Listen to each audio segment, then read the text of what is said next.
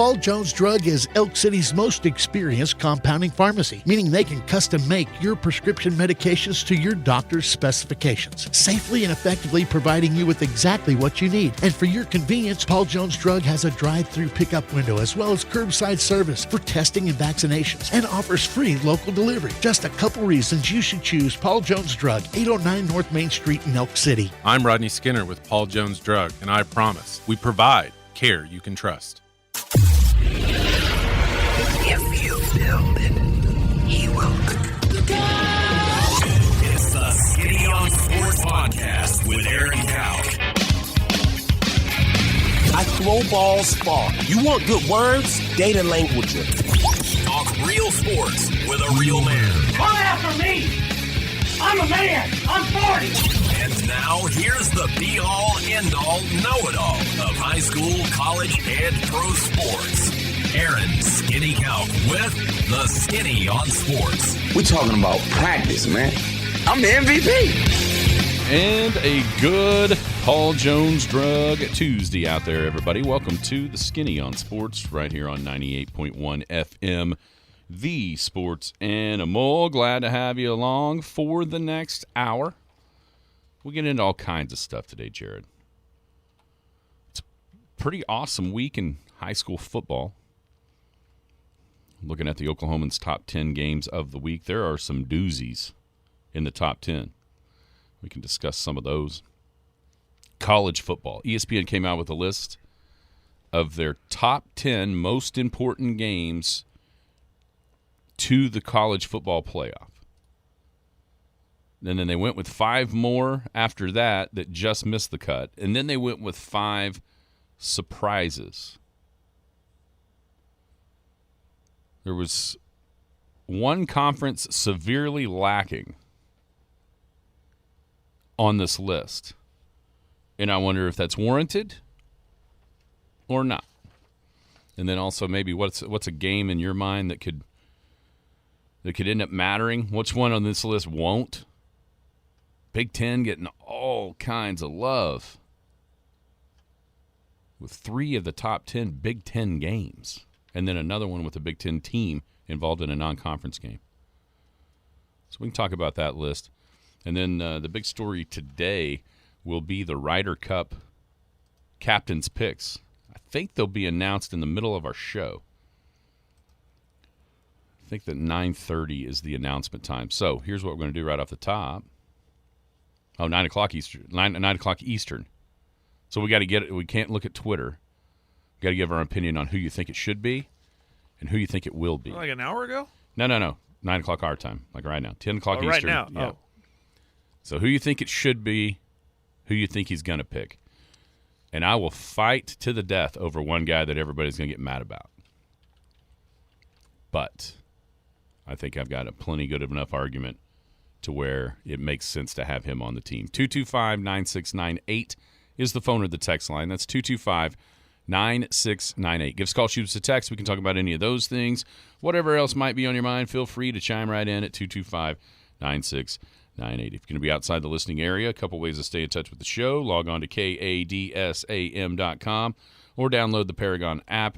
The app has it all. It's got the radio, it's got the Penny News, it's got Big Elk and Paragon TV, every single bit of it.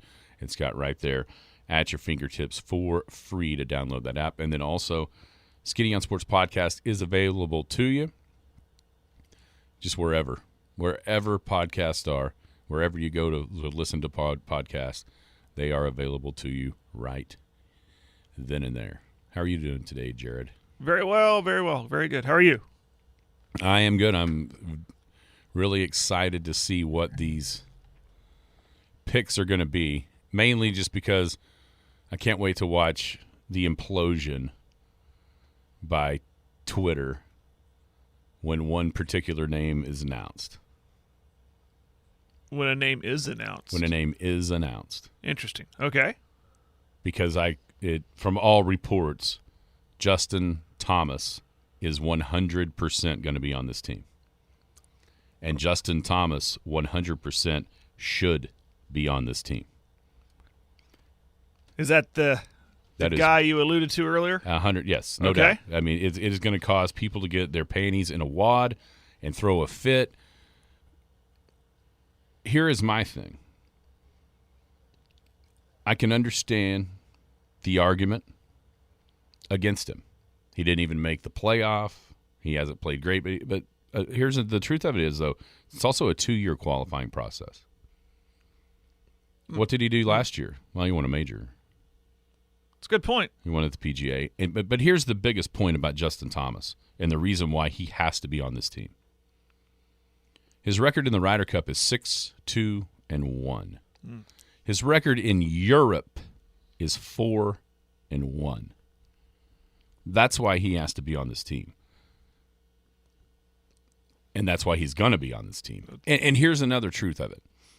There's going to be all these things said, oh, he doesn't deserve it and so deserves it. If so-and-so deserved it, they would have qualified automatically and not needed a captain's pick. That's true. There's 6 guys that, quote-unquote, deserve it, and you won't hear their name today because they qualified automatically. After that, it's subjective because no one else deserves it because they didn't qualify. Like Keegan Bradley is going to be somebody that's brought up over and over and over today. Okay. He did win the Travelers, which was right after the U.S. Open in June. Outside of that, he has had 1 top 10 since the Players. 1 top 10 since the Players. So he's supposed to be in this great form, unlike Justin Thomas? I wouldn't say that. Lucas Glover is going to be another name. Lucas Glover got hot with the putter for 2 weeks recently and won twice. You know what else he didn't do? Play in a major because he's been so bad he didn't even qualify for any of the 4 majors. And thank goodness these picks weren't a couple of weeks ago after Lucas had won his 2nd straight tournament. What's he done since then? Went back to playing the golf that he had been for 2 years or however many years. I mean, so all this, your form has to be so great. Yeah, he won twice. Outside of that, 22nd and 18 afterwards, a top 20, cut. Move on. Tony Finau, he looked like a lock when he was beating John Rahm down in Mexico. He's fallen off too. And so the truth of it is there isn't a good replacement for Justin Thomas that checks all the boxes everybody wants him to check. And so since there isn't a good replacement, don't replace him. Yeah. That's a good argument. If someone doesn't like him on it, go, well, who would you put there? And they probably couldn't give you an answer. They would give you one of those 2. Right. But the numbers that you just said are argument for Thomas. Yeah, I don't want Will's like, it's not going to be, but I'd like Keegan Bradley and Lucas Glover. See, not me. I want JT. Because when it comes down to it, on Sunday in Rome, I know without a shadow of a doubt that JT is not scared of that moment. I don't know about Keegan Bradley and Lucas Glover. That's a good point. I don't know that about him. I just don't. I do about him. And I do about him over there. 4-1 in Europe in the Ryder Cup is an unbelievable mark. That is pretty good. Now, the last guy, it's going to be Ricky, Colin Morikawa, Koepka, JT, and Jordan Spieth. Those 5 is who it's going to be. The last guy, it could be Bradley, it could be Glover. I bet it's Sam Burns. And here's the deal about that team. If it is that team with the other 6 that qualified, it's going to be the first time since 1993 that the collection of American Ryder Cuppers have a winning record in the Ryder Cup for their career. You see what I'm saying? Mm-hmm. And you know what's so significant about 1993? It's also the last time the Americans won the Ryder Cup on foreign soil. I feel like I should have known that one. So, I mean, no offense to... I mean, that's a long drought. 30 years. That's a long drought. 30 years. I mean, in no offense to the Lucas Glover or the Keegan Bradley, there's reasons for it, for sure. I mean, but I just have such a hard time, especially with Glover. Nobody even knew he existed until 3 weeks ago. They forgot all about him. And he goes win-win, and then he's back outside the top 20. I mean, 2 weeks in a 4-week span, that's enough to get you in the Ryder Cup just because of when you did it? Just because it was so close to the date? No. I don't think so. There's a reason why there's never, ever been an American player play the Ryder Cup when they didn't qualify for a major the year of it. It's never happened. It's never happened. Yeah. And for me, it's just me.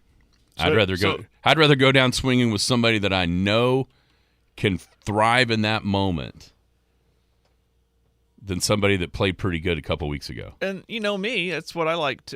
I'm recent, right? I like the who's hot now. See, and there's stuff. some truth to that too. But I do like everything you're saying. He doesn't seem like a guy that has he had a good year? No.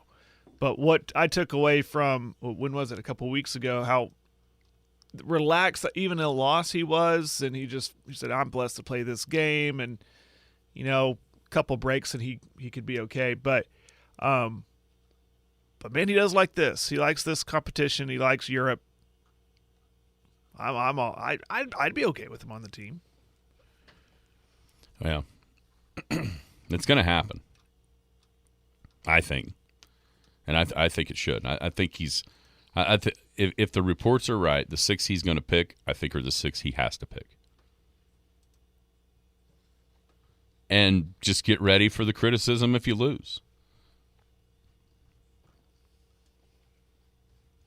So. Admit it, you're frantically looking for it right now, aren't you? Oh, yeah. Oh, yeah. I got him. Name him. Oh, here it is. Yep, that just popped up for me. Go for it. That's exactly what I said. Brooks Koepka, Ricky Fowler, Sam Burns, Jordan Spieth, Colin Morikawa, and Justin Thomas. He got it right. I believe he got it right. There we go. It is. With, to me, Keegan Bradley being the biggest snub. Lucas Glover maybe after that. But.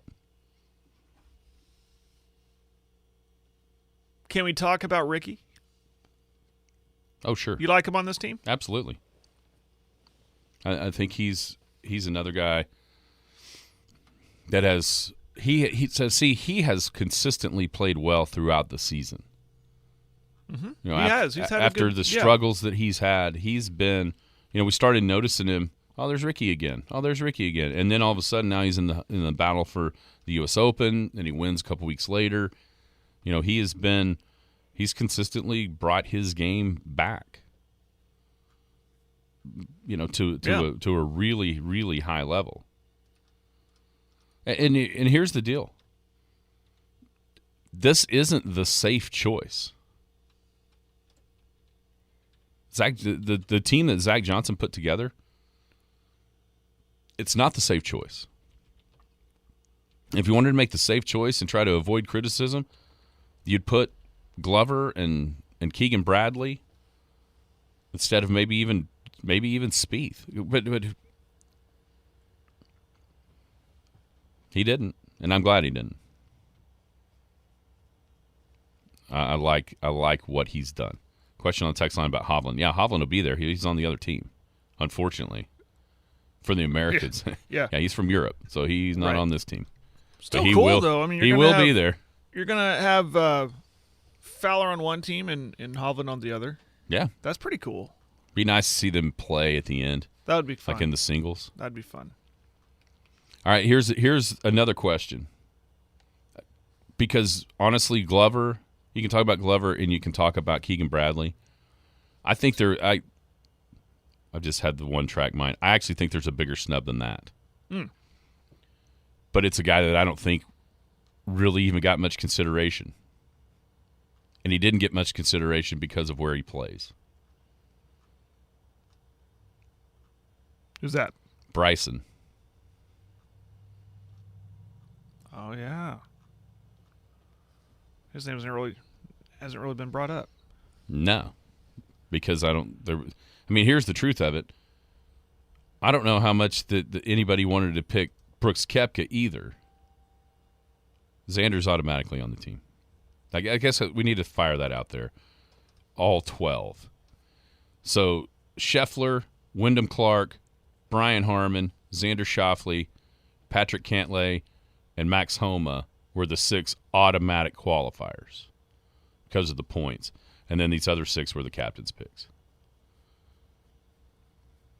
So that's the full team. But look at what, Bryson, I think this is one of those unintended consequences, at least for now, of making the choice to go to live. Brooks was impossible to keep off the team. He played in 4 tournaments that count all year long, and it took him till the Tour Championship, or the week before the Tour Championship, to knock him out of the top 6 because he played so great in the majors. You know what I mean? Yeah. So there was no way he wasn't going to make it. That would have even looked petty for the PGA Tour guys. But the rest, it just kind of shows you what you're going to have to do. At least right now, with the way that everything emotionally is so supercharged with this stuff and being on these teams. That's what and here's the deal. I wonder if it changes a little bit for the President's Cup. Because it's more international instead of just Europe. You know what and it feels like the LIV is more international than just Europe.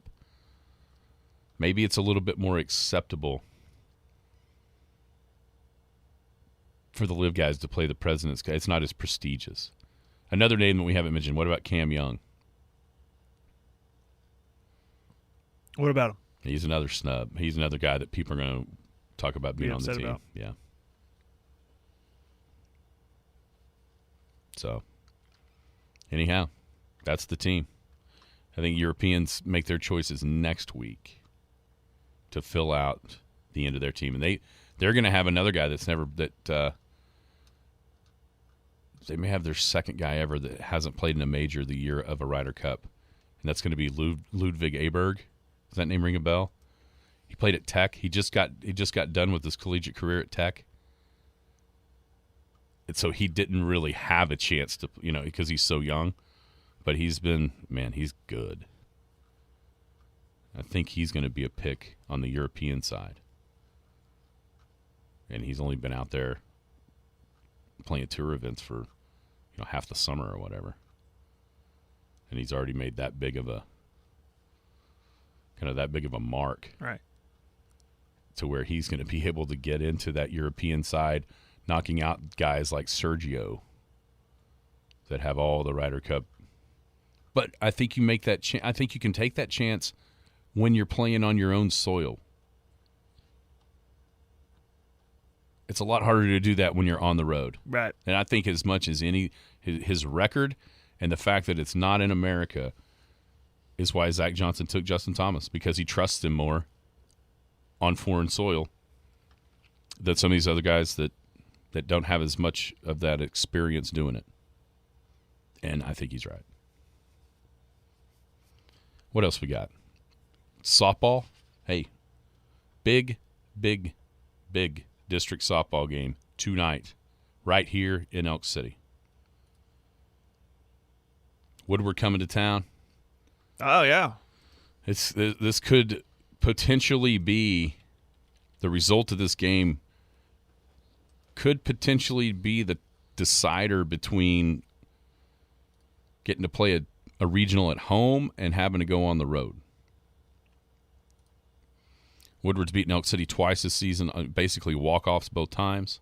I think the last game went 15 innings. The Elkettes are 2-2 in district, Woodward 4-2. Then the Elk City goes to Bethany on Thursday. They're 4-1, sitting in second. So this is a big week for the Elk City Elkettes softball team to try to get back up there. You know, they were walked off by Weatherford, who's leading the district, with a home run from Teasley, a 3-run bomb in the last inning. So the Elkettes are right there on the cusp of being one of, if not the best team in 4A1 on the softball field. And this week will go a long way. Today, here and at Bethany on Thursday, will go a long way. So get out there. So they had a nice little start to their week last night. Beat Kingfisher. Walked in, they're already up like 13-1 after like 2 or 3 innings. Yeah, they're playing good. That's a big game tonight. When you know the fans will show up and be loud. Usually are. Also, after that's over, or maybe, I don't know, it's probably at the same time, I'll be at the football field. A little middle school football. Oh, cool. El Reno coming to town. We saw a little preview the other day. That's right. With the scrimmage there. So we'll see what happens. What time that one kick off? 5:30 for the 7th grade, 7 o'clock for the 8th grade. Awesome. We'll get our first glimpse of the junior Elks tonight. I got news for you. If you get there, if you don't get there at 5:30 and El Reno kicks off, you might miss one. You might miss a touchdown because my man DeCure can get it. Yeah. Oh, yeah. Saw a little bit of that at the scrimmage, right? Yeah. Yeah. Yeah. It's a pretty easy offense to run. DeCure right, DeCure left. If you get tired of that, right him up the middle. It's going to be fun to watch. Can't wait. Big Cool. Riley on the 8th grade team. Oh, yeah. The future of the program getting started. When we come back, I've got this list of the most important games for the college football playoff shaping. We'll talk about it next. Paul Jones Drug offers a free service that makes taking your daily medications safe and easy. It's called convenience packaging, meaning they can combine all your daily medications and put them in sealed, separate daily packages. This process replaces you from having to fill your daily medication dispenser. And as always, Paul Jones Drug prepares individual blister packaging for long-term care patients. With their drive-through window, curbside service, and free local delivery, it's just more reasons you should choose Paul Jones Drug, 809 North Main Street in Elk City. I'm Rodney Skinner with Paul Jones Drug, and I promise we provide care you can trust. The Skinny on Sports. Welcome back. Skinny on Sports, 98.1 FM, the sports animal. It's a Paul Jones Drug Tuesday. Thank you to the gang at Paul Jones Drug, Rodney, and everybody at 809 North Main Street right here in Elk City. Paul Jones Drug is the oldest compounding pharmacy in Oklahoma. In Elk City. Maybe Oklahoma, but for sure Elk City. That means That's worth looking into. That means they are experienced compounding. Maybe the salesperson will get on that. We got free local delivery, drive-through pickup, curbside testing, and vaccinations, all available at Paul Jones Drugs. Also those blister packs, which is their long-term care unit packaging. 809 North Main, Paul Jones Drug Care. You can trust. Give him a call at 225-2121. Okay, Jared, so looking at this list of the top 10 according to your favorite college football writer, Heather Dinich. Take that back. I would have taken somebody. People might believe I would you. I would have chose somebody else, but I don't. People might believe you. Take it back. It's not really Jared's favorite college football writer. Maybe least favorite. I mean, it's clear why she's employed by ESPN. Still employed. Liberal. She. Whoa, is that misogynist? Well, I mean, Yikes. why is she the guru of college football playoff? I don't know. I'm gonna start like keeping a record every That's time what she I need goes you to on do. and go, okay, you said back on October whatever that this team had a clear path for the playoff, and then when it's wrong, well, there's another one you're wrong on, Heather. Well, here's the problem. She's right about the fact that they have a clear path to the playoff. She would be wrong if she's picking them to do it. Mm-hmm. You know what I'm saying? Mm-hmm. Like, yeah, right now, guess who's got a clear path to the playoff right now? Notre Dame. Every frickin' team in the Power 5 if they win every game. True. Everybody has a clear path to the playoff right now. I can be Heather Dinich. Watch this. Exactly. Everybody's got – you know who's got a clear path to the playoff right now? Rutgers. Just win them all. Yeah. Easy. Easy peasy. I can do that job. Now, but I'm seeing a trend with her when it comes to this rhetoric. It's poo-poo on the Big 12. Well, that's obvious why, Jared. It's horrible. No, because what? the Big 12 is you associate the Big 12 with Fox more than you do ESPN. Oh, there you go. See what I'm saying? Yeah. Which is kind of why it's surprising that she's so high on the Big 10. Big 10. Yeah, but I don't think there's any doubt that plays into her. Maybe she's looking for a job at Peacock. Or wants to be on Big Noon Kickoff. Anyhow. So the number one game on her list, I think it's hard to argue this one. I mean, it's definitely one of the top few, is Ohio State at Michigan. Correct. It's hard to not. We can go back and forth whether it's number one, but it's definitely one of those handful of games that's going to matter. You almost can't. You really even can't build a case. I mean, I guess you could build a case where Ohio State loses to Notre Dame, loses to Penn State, so they're really out of it. Michigan loses to Penn State. But even then, you feel like the Wolverines would be in a position to win this game and then maybe still get into the playoff as the second Big Ten team. So it's hard for me to build a case where both of these teams, or at least one of these teams, won't be involved in that playoff discussion by the time they play on November 25th. Yeah, they because of the date of the game. You know, what if Michigan slips up against Penn State, like you just said, right? And same thing with Ohio State.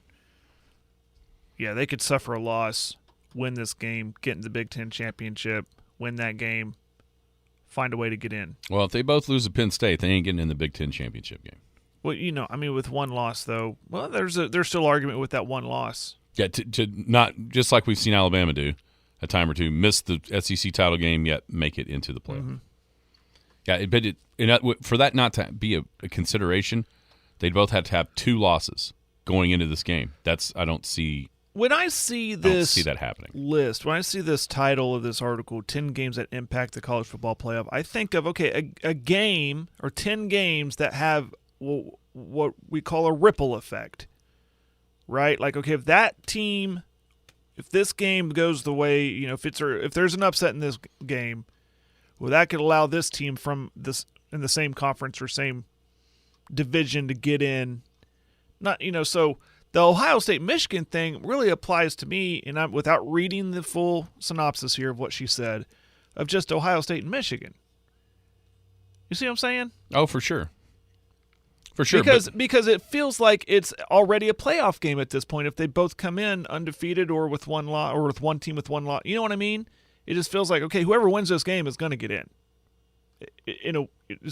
That's where I'm going with this. It doesn't feel like, well, if Ohio State loses, that gives Notre Dame a chance, or it might.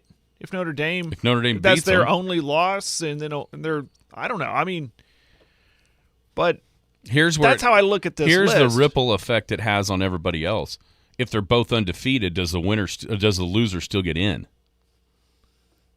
Exactly. That's why there would be little ripple effect. Yeah, it's a ripple effect of every conference there is.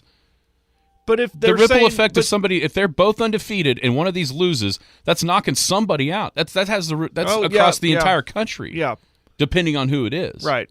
I think we. But I it's think so. we're Here's the agreeing deal. on the same thing, but we're not seeing it the same way. It can't have that big giant effect through the season because it's the last week.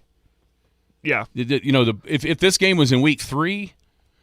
then you could, you know what I'm saying? And there are games that are earlier in the year on this list that will have that kind of effect, like Texas, Alabama. We'll get there. Yeah, or both these teams playing Penn State. Florida State, LSU. See, that's where, game. To me, that one is the first. I mean, obviously it's the first weekend, but that Florida State, LSU, that one to me affects, like what you're saying, a lot more. It affects the teams but it's in a different way because they both. The loser of this isn't out. This isn't the Pac-12 from years past. No. The loser of this is not out because they're going to have a chance with subsequent games on this list to get themselves back in it. But the winner of this game, this is almost to me akin to OU Ohio State a few years ago, because I could absolutely see the argument coming down to these two for the fourth spot. A lot the way it did that year with OU and Ohio State, and it was a pretty easy choice. Well, guess what?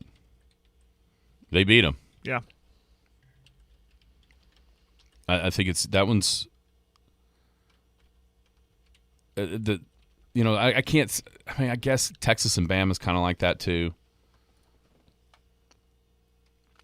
If do you take let's say Bama wins, but then Texas runs the table, wins the Big 12 with one loss. Bama loses later on, say to LSU, doesn't even get to play in the SEC title game. Who do you pick?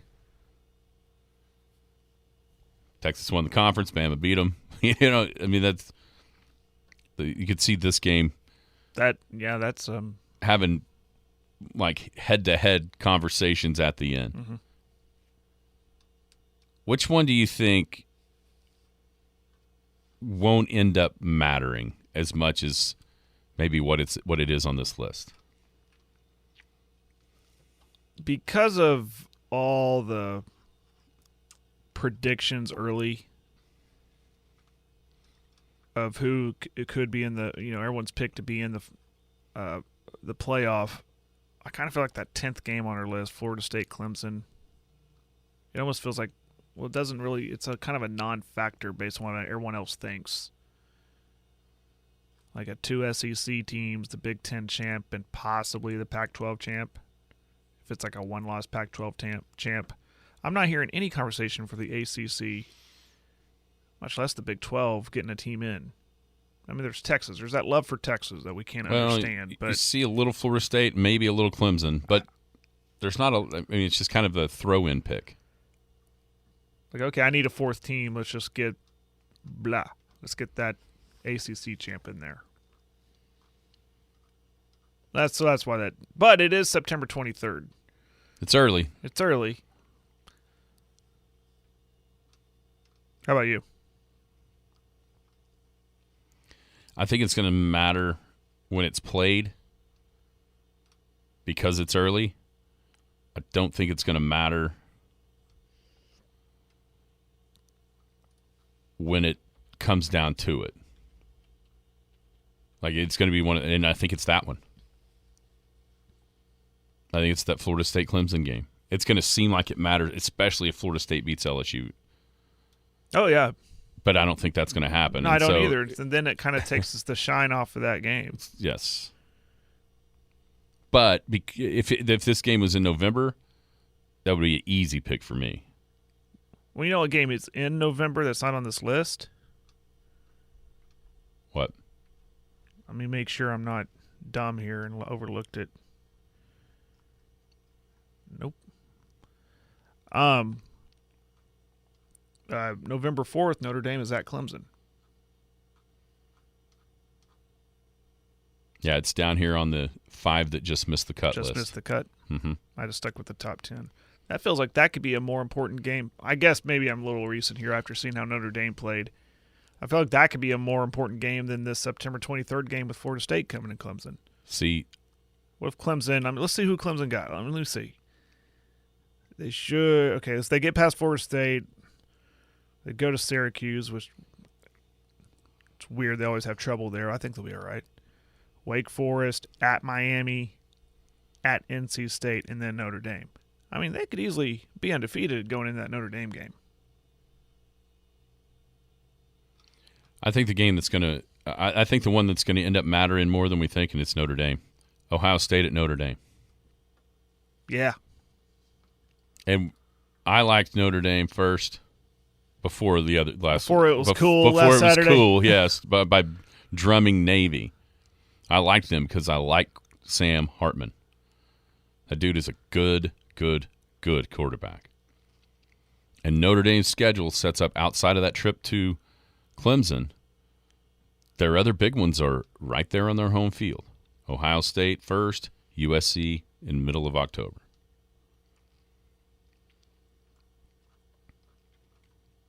I think that one, because it's going to give, if Ohio State wins it, there's just a little question about them because of the quarterback and who's it going to be, and we're going to they're on this list 3 different times.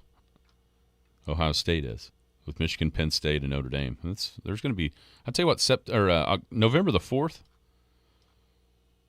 is going to be an unbelievable day of college football.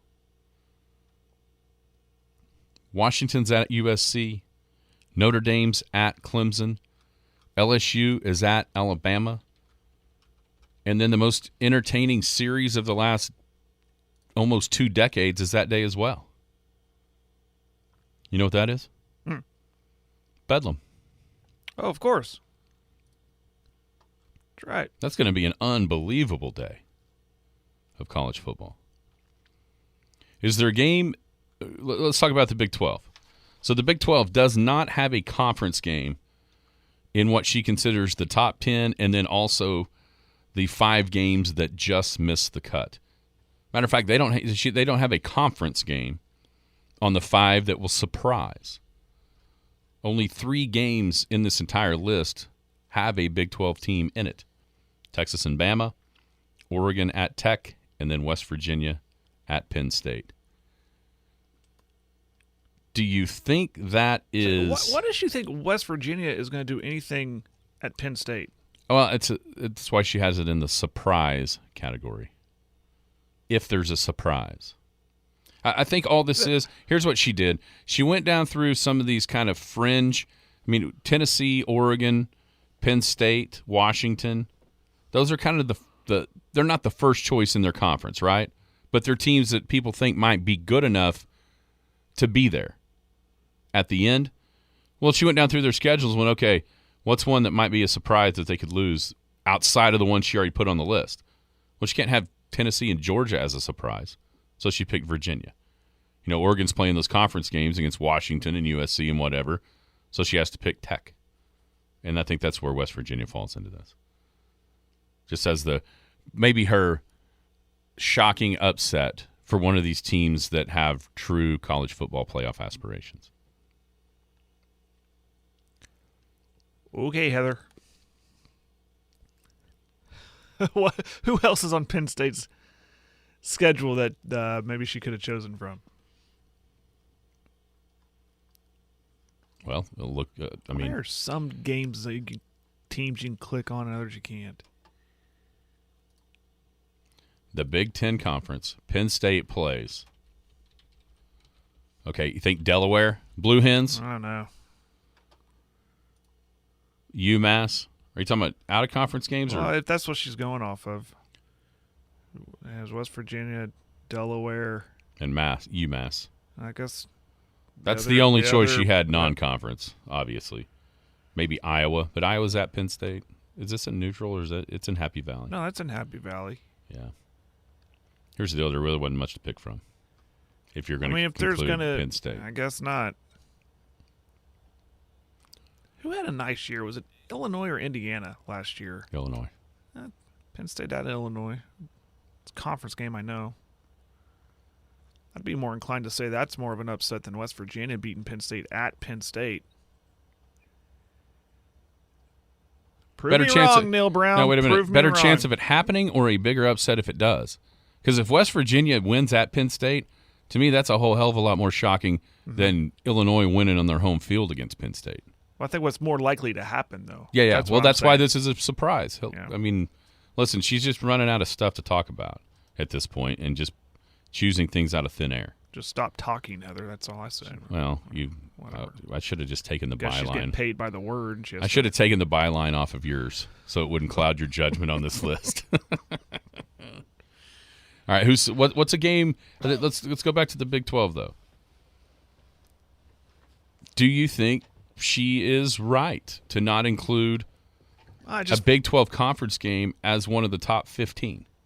No, I think OU Texas needs to be in it. God, I think they both can come in. OU should be fine and get into that game undefeated, you'd think, with that schedule. And then Texas could come in with, I don't even want to say more than likely one loss. I'm really intrigued by that Alabama game. But they could be coming. So a combined one loss, and it would feel like the OU Texas games of old when they would always say the winner of this game is going to have the inside track for a Big 12 championship. Yeah, the problem, I think the problem with including that one is the Bama game.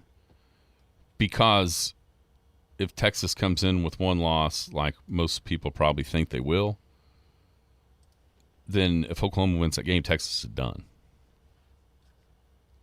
And I don't know how much faith anybody has in Oklahoma after last year to then carry that forward as, at worst, a one-loss Big 12 champ.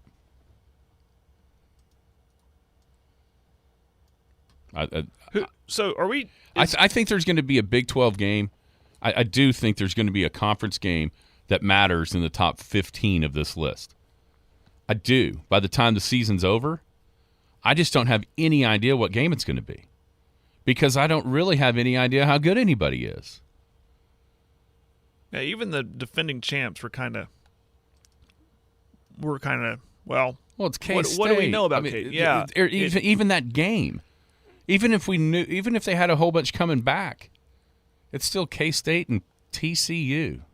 It's just not that. The names just aren't that sexy, if we're being honest. That doesn't mean they can't be fantastic. I mean, obviously, we saw a year ago how good both of those teams were. But it also loses some shine, no matter what anybody wants to say, when an Alabama team that we would probably consider a down Alabama team last year, compared to what they've been, just shellacks Kansas State in the Sugar Bowl. And then TCU, yeah, they won a playoff game, which gets so lost in the shuffle because of the beatdown they took in the title game. I mean, everybody loves Michigan, me included. Guess what? That TCU team nobody wants to talk about beat them on a neutral field. That's right. But it is what it is. I mean, it just comes with the territory of those names. That's why, the helmet does matter at the end of the day. Right. At least on lists like this. But I don't think there's any doubt a Big 12 game, a Big 12 conference game, will be one of the 10 most important games that shapes the playoff. But if you're not the text line, I was looking at it, and he's right. The three of them can be on Kansas State's schedule itself. I mean, they have TCU, they have Texas, they have Oklahoma State. I mean, shoot, throw four in there. Texas Tech. Right. I mean, you see what I'm saying? But Kansas State has to be good for that to happen. Right. You can see them. I mean, I'm not saying it's going to happen, but they do have to go to Missouri.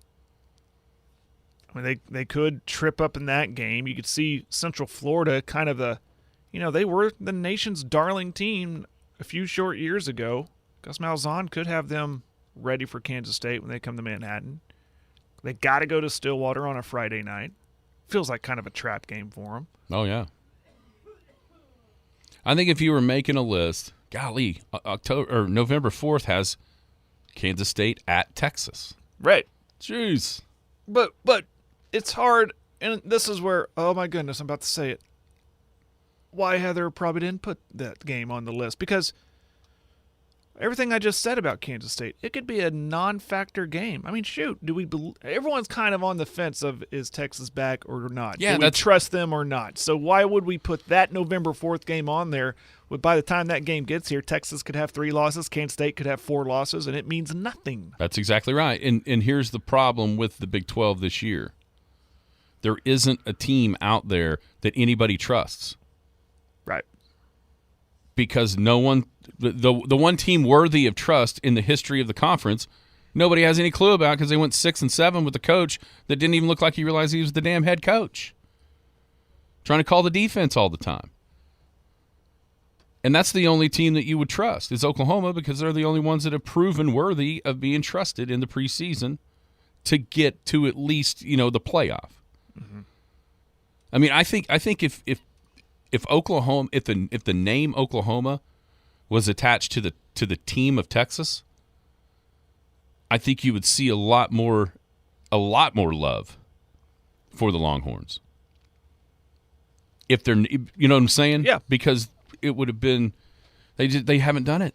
Unbelievably, they haven't even been in the conversation of making the playoff yet.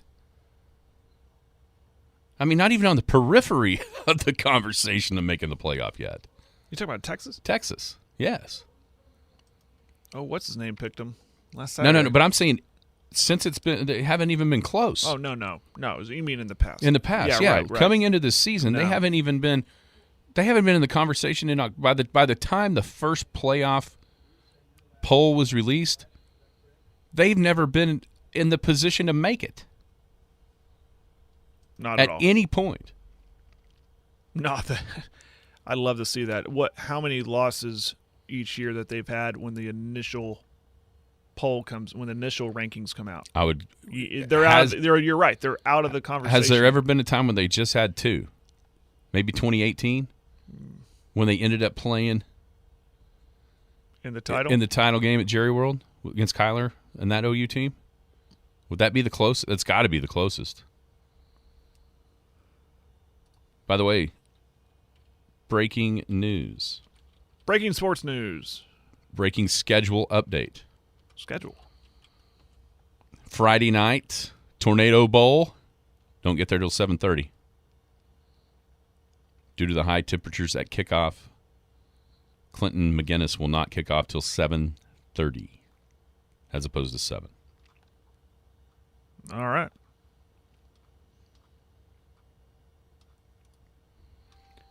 So that's a little breaking news there on the old Twitter sphere. I guess that turf, I could see why we're not doing it here. We're on grass. I guess the turf can feel a little hot. Can. Anything else on this list? Not really. Where do you stand on Bama? Man, we talked about a mystery. And you talk about like a team that nobody trusts a team in the Big 12. But me, on the other hand, has a lot of trust in Nick Saban in Alabama, even though they're replacing a quarterback and they're outside of the top. What are they? 5-4? Yeah, something like 4. that. Yeah. But I can't bet against them. But they got some big games, and LSU at Alabama, obviously one of the biggest. They're all at home. They are all at home. There you go. See, there's a reason to trust them. The 3 big ones are all in Tuscaloosa. With Texas, with LSU, and with Tennessee. All those games are at home. Question is, and Ole Miss also, a ranked team at home. Question is, can A&M, is that a trip-up spot? Because they have to go to College Station. Could it be Auburn at the end of the year? Why give Hugh Freeze all year to turn something into nothing? And he was kind of the Bama killer at Ole Miss, right? I can't wait to see that. We'll pick. Well, I tell you what. We'll pick our conference champs. We'll do that tomorrow, and the playoff tomorrow. Yeah, we can do that. All right. So everybody get your conference champs, your college football playoff, your national champs ready to go. We'll do that before Zach gets here. I'm looking up the Texas thing and the college football playoff. 18, they had 2 losses. That's the best they've been. I guarantee you that's the best they've been. And they debuted at 17 in that first initial poll. So that was 2018. That was 2018. I wish I can continue to look at this. All right, well, Anyways, we'll take a break. Yeah, you're right. They just haven't even been in the conversation. No.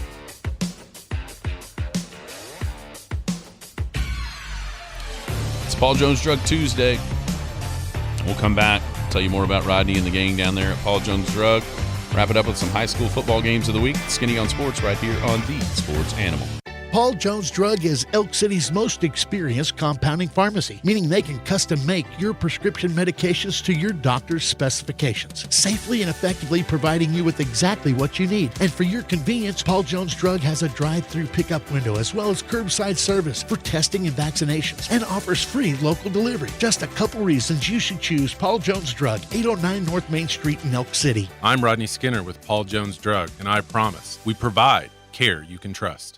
The Skinny on Sports. This is one of the most awesome experiences of my life because I'm getting an operation. I can't believe it. Fascinating numbers. Jared's going to tell us here in just a second about. Oh, I clicked off. Well, we can remember we it. can remember Close enough. Welcome back. Closing up shop on a Paul Jones Drug Tuesday. Rodney and the gang at 809 North Main Street right here in Elk City. Convenience packaging. We talk about it every week. It's because it's awesome. No longer do you have to get about, 8 or 10 pill bottles. Make sure you read the labels right. Make sure you put them in the right spot with the right dosage in the right day with your pill caddy. No. Paul Jones Drug does that for you. That way you just got to open up the package, take your medicine, boom, you're out the door and done with that each and every day. Durable medical equipment, which is your walkers, your canes, your crutches. Most insurances are accepted, and it's not just the medical stuff.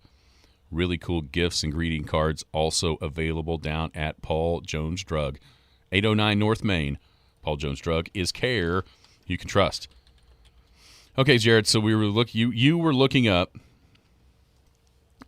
how many times Texas has been ranked in the college football playoff poll. Yeah, it's not a lot. They first appear in 2018. I believe that's right. I clicked off of it. The highest they were ranked, the highest they have been ranked ever in a college football playoff poll is number 17. Yes. In 2018, and I believe it was 2020. Yes. But you're and they've right. only been ranked in, 3 different seasons? 3 or 4? Like 3. 3 out of 10. 14, 15, 16, 17, 18, 19, 20, 21, 22. Out of 9 so far. Yeah, you're right. But it just proves what you said. They have not been in the conversation of making the Final Four, like, ever. No. They've barely been in the conversation of making the top 25 of this poll. So that's why a lot of people, it's hard to trust them. Like, you tell us you're back. You tell us you're back. History says you're not back. We'll see. I'm going to wait and see. 2018 was a really good year for them, but it was still like 9-4. They had some bad losses, like opening against Maryland, losing. Oh yeah, that was back when they couldn't beat Maryland. Right.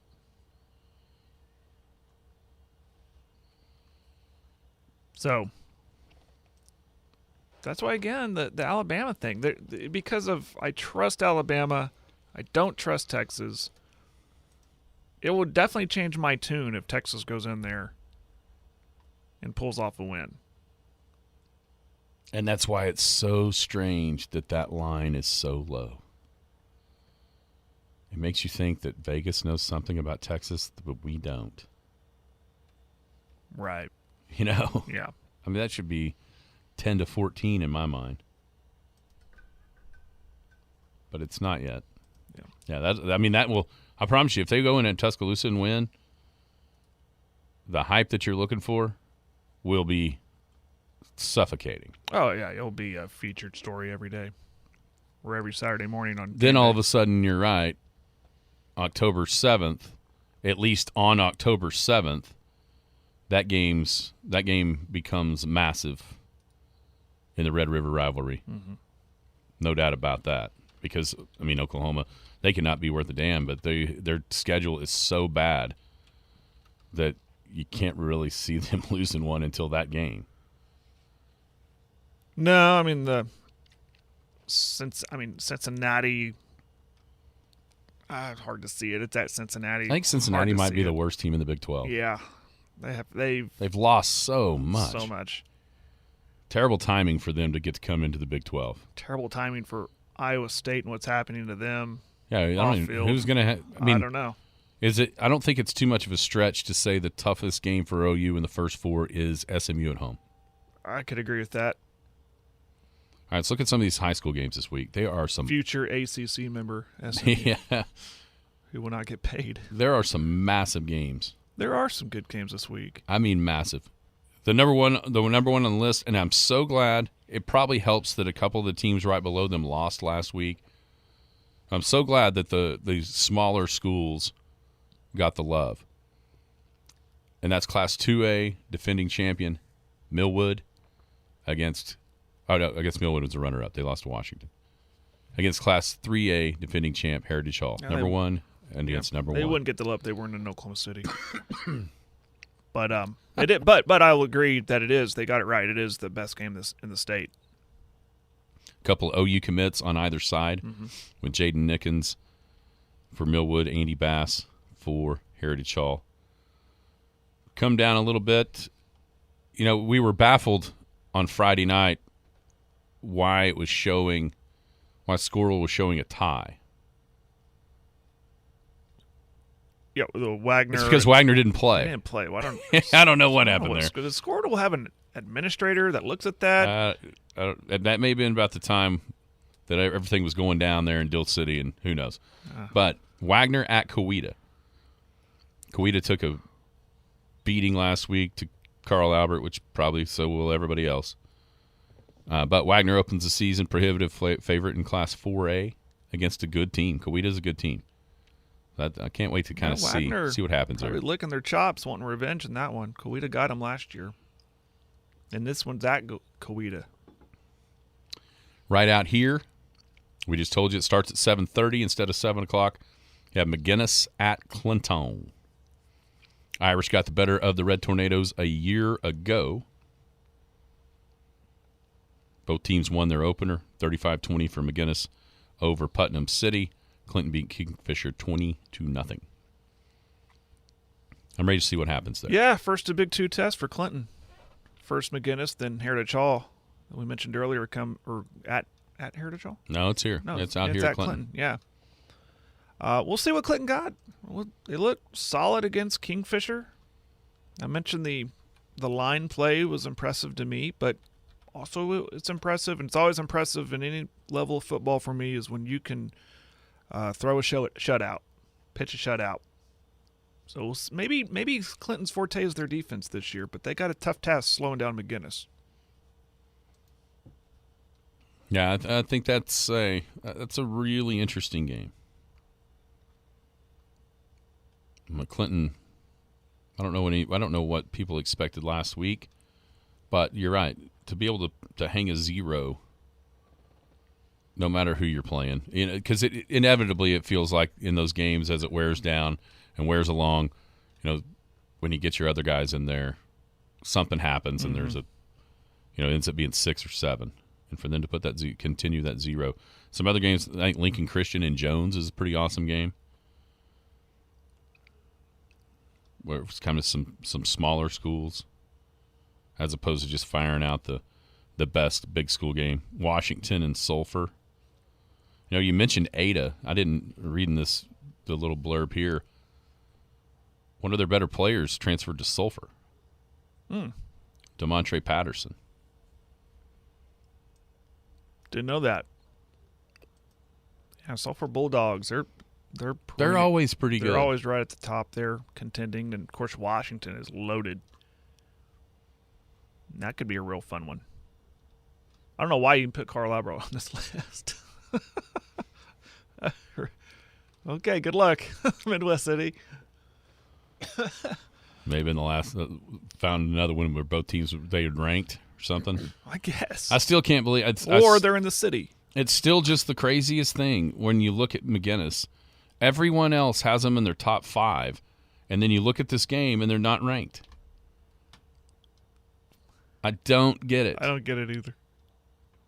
It has to have been. Someone's overlooking just them. an overlook, and they haven't realized it yet. Somebody send Nick Sardis a text and tell him he forgot to rank McGinnis in 5A. I mean, Barry Trammell leaves and everything goes to poo-poo over there. He would be at least going, hey, guys, I know I'm not on the high school beat or anything, but isn't McGinnis good? Well, and what's crazy, this is 2 weeks in a row that they've forgotten. Maybe they know something we don't. I don't know. Maybe they do. Maybe they know something that nobody else in the state knows because everyone else kind of likes McGinnis. Yeah. Yeah. And what's funny that is, blows your city area theory out of the water, Jared. No, it won't. You see the predictions. You see the predictions on Thursday from this publication, and they'll have McGinnis winning by like 25 over a ranked Clinton team. Yeah, I don't think because that's going to happen. well, that it's an Oklahoma City team. I think it'll can't lose subscribers. I guarantee it'll be less than a touchdown pick either way. Guarantee you. No, I think Millwood Heritage Hall that seems awesome. It was a great game last year. Heritage Hall won 35-28. We'll see if Heritage Hall had a good recruiting year. Ooh, we know McGinnis didn't. The portal giveth, and the portal taketh away. I guess that's what they know. I guess that's what the Oklahoman knows about them. They're keeping track of the portal. Yeah, they lost 2 of their better players. Yes, Bixby is still great. Question on the text line. 100%. Yeah. All right, everybody have a great day. Go out and watch some softball or some middle school football. We'll be back tomorrow. You've been listening to the Skinny on Sports podcast with Aaron Cow. Be sure to hit that subscribe button to get alerts of when the latest podcast is available. Thanks for listening. That ball is blistered to right. Way back. Goodbye.